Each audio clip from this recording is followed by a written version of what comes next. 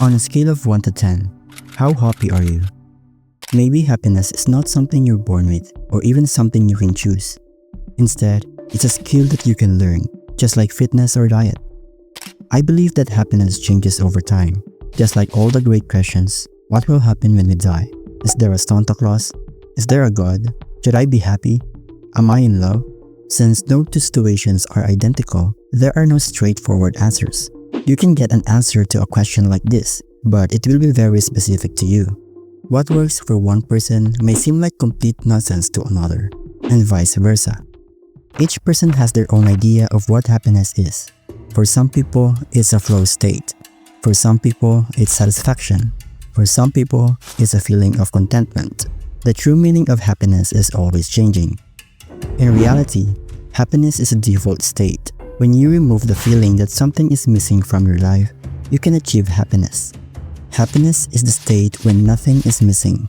When nothing is missing, your mind stops going back and forth between the past and the future to make plans or regrets. In that space of not having them, for a moment, you feel silence inside. When there is silence inside you, you're happy and comfortable. Note, it's different for everybody. A lot of people think that being happy is just having positive thoughts and doing positive things. Every positive thought is really just a negative thought hiding inside it. It's the opposite of something bad.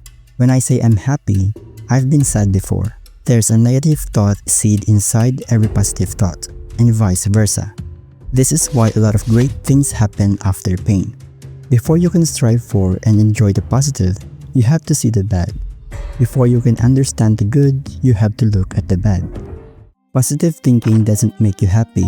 It has nothing to do with bad thoughts. It's about not wanting anything, especially not wanting things from the outside. It's easier to accept things as they are when we don't want them to be different. As we become more content with the way things are, our minds move less towards the past or the future.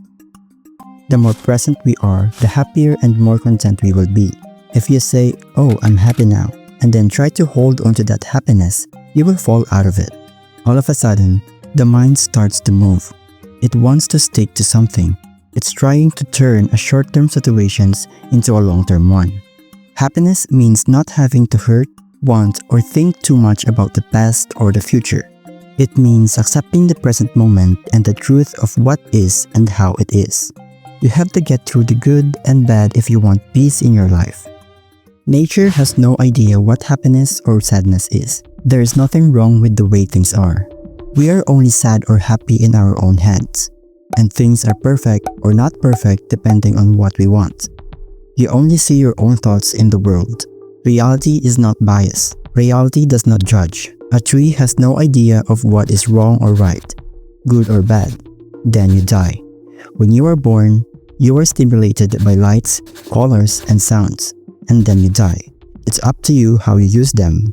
You have that choice. What about the saying, happiness is a choice? If you think it's a choice, you can get to work on it. Even though it may feel like outside forces are changing your feelings, they are not. Consider this. If you believe you were the most important thing in the universe, you would have to force the universe to follow your instructions. How could the universe not do what you want if you were the most important thing in it? But if you think of yourself as a microscopic organism, like a bacteria, then you will never have any expectation about how life should be. When you accept that, you have no cause to be happy or unhappy.